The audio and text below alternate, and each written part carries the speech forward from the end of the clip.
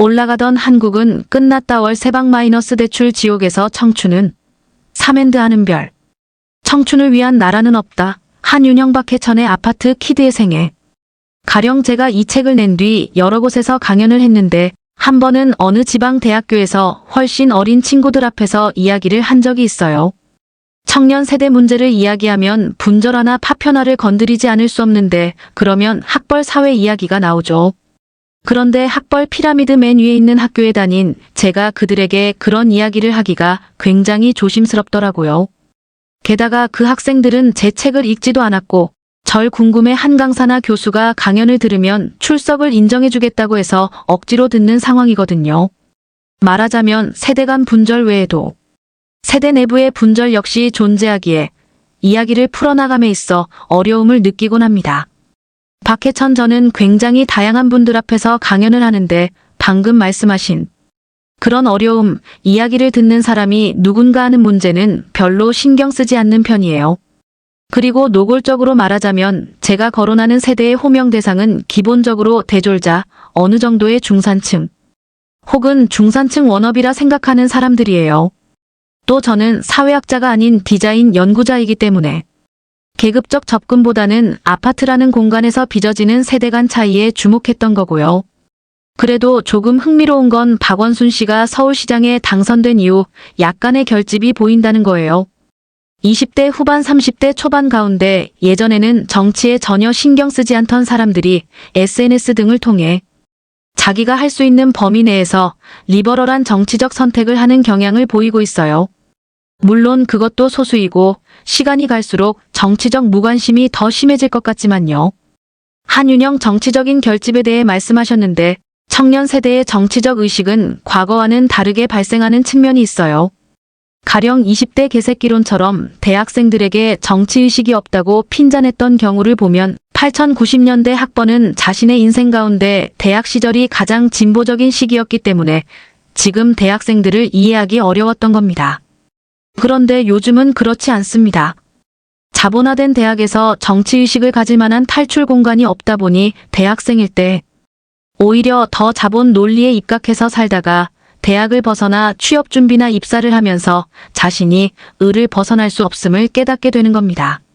제 책 리뷰 중에서도 대학교 다닐 땐 정치에 아무 생각 없거나 운동권들을 촌스럽다고 생각했는데 회사 7, 8년 다녀보니까 그게 아니더라라는 또래분들이 있었어요.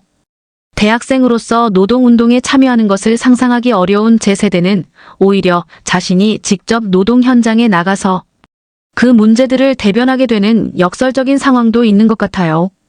물론 숫자는 많지 않죠. 어쨌든 공통의 집안이 없는 상황에서 어떤 식의 행동을 할 수 있을지 제겐 고민입니다. 박해천 집 없는 사람들끼리 모이면 어때요? 웃음 아쉬운 부분들이 그런 거예요. 아파트 단지를 들여다보면 주거자들이 여러 가지 생활상의 문제를 해결하기 위한 방법들이 굉장히 잘 체계화되어 있어요. 부녀회나 관리실 등 최소의 형태이긴 하지만 꽤나 효과적으로 작동하거든요. 차등적인 대우를 받는다든지 뭔가 불평등을 인지했을 때 아줌마들이 모여서 행동하는 방식이 상당한 정치적 훈련이라는 생각이 들었어요. 젊은 세대가 올라탈 방주 자체가 떠나버린 상황도 있지만 공통의 문제를 스스로 공론화하거나 해결하려는 필요성도 느끼지 않는 것 같아요. 그래서 세대 간 불평등이란 표현도 더 이상 적합하지 않은 것 같고요. 이 세대가 우리는 이러이러한 불이익을 당하고 있다고 불평해도 윗세대 상당수는 뭐 그럴 수도 있지라는 반응을 보이고 끝이에요. 즉 내가 어려우니 나를 도와달라는 호소 방식으로는 사실상 아무런 문제도 해결할 수 없다는 거죠. 프레시안 최영락 20대-50대 꼬리를 무는 부자. 박해천 여러 지표를 봤을 때 여러분들 가운데 지금 독립해서 원룸이나 자취방에 살고 있는 분들은 앞으로의 인생에서 그 방에서 탈출해 내 집을 마련한다는 것이 사실상 굉장히 어려운 일이에요. 지금 서울이나 수도권 주요 도시의 아파트 가격이라면 거의 불가능하다고 해도 과언은 아니지요. 부모님의 도움을 받지 않는 이상은 그렇습니다. 물론 2000년대 초반까지만 해도 어느 정도 가능했을지 모르겠지만 2005년 전후 그 이후에 떠나신 분들 상당수는 지금 하우스 푸어일 겁니다. 더 큰 문제도 있어요. 여러분들 부모님의 상당수가 50대 이상인데 50대자가 소유 비율이 60% 약간 넘습니다. 이 베이비붐 세대가 노후 생활을 영위해 가는데 필요한 최소 자산의 규모는 가구당 3억 6천만 원 정도입니다. 그런데 그 정도의 자산을 가진 사람은 그 세대 전체의 24%밖에 안 돼요. 그리고 지금 가계부채가 1,000조 원이라고 이야기되는데 그 가운데 50대 이상이 진 빚이 그 절반 가까이 된다고 합니다. 50대 이상 분들의 대부분이 제도가 크게 바뀌지 않는 한 짧게는 5년에서 길게는 10년 사이에 경제활동이 끝납니다. 그게 바로 여러분 부모님 세대의 상황입니다. 월세방에 거주하는 여러분들 중 일부는 여전히 조금 더 기다리면 부동산 폭락이 올 거고 그때 집을 구할 거야 라고 생각하는 경우도 있을 겁니다. 그런데 폭락한 집의 집주인이 확률적으로 바로 여러분의 부모님, 친구의 부모님일 가능성이 매우 높아요. 베이비붐 세대의 자가 소유 비율 60%과 가계부채 규모 400조 이상과 이렇게 맞물려 있어요. 이런 상황에서 경제 위기가 닥치면 가계대출이 몰려있는 자가 소유자들에게 첫 번째로 피해가 가고 그러면 갖고 있던 집들이 헐값으로 나오는 겁니다. 이 불행의 핵심은 부모 세대와 자식 세대가 서로 꼬리를 물고 있다는 거예요. 다시 말해 여러분들에게 좋은 게 여러분 부모들한테 좋지 않고 그 역도 마찬가지란 겁니다. 가령 최근 국회에서 통과시킨 것처럼 정년을 연장하면 부모님 세대는 수혜를 입고 여러분들의 취업은 불리해집니다. 사회적 비용 면에서도 사람을 새로이 뽑아 훈련시키는 것보다 이미 훈련되어 있는 사람을 몇 년 더 노동시키는 게 나을 수 있으니까요. 이명박 정권 때 일자리 나누기를 한다면서 대졸 초임 임금을 삭감한 적이 있었는데요. 그때 많은 기성세대가 반색을 표한 게 자기들 연봉이 깎일 수 있다는 위기감 때문이었어요.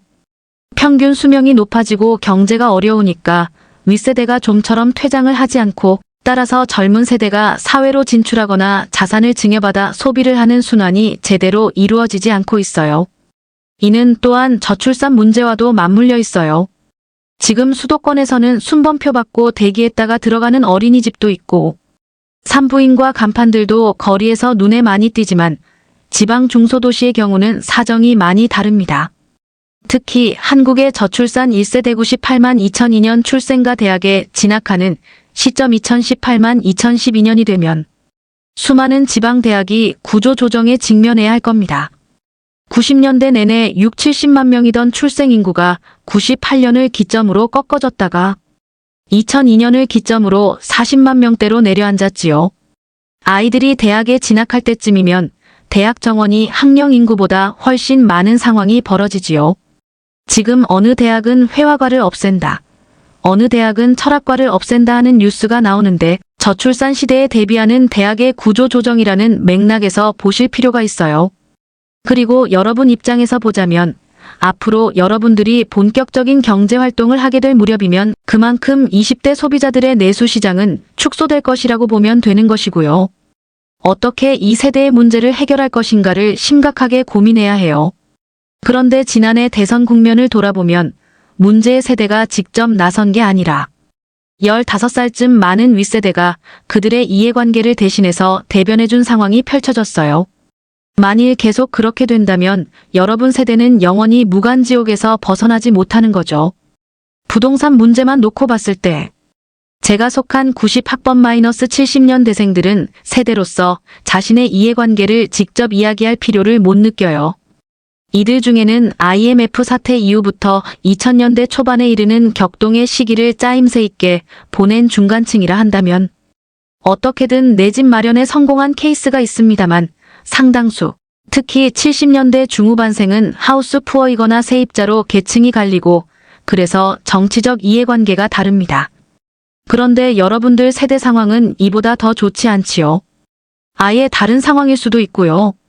지난해 대선과 맞물려 반값 등록금이 이슈가 되었을 때 제 친구가 이제 386세대 자녀들이 대학 갈 때 되니까 이런 목소리가 나오는구나라고 농담을 한 적이 있어요.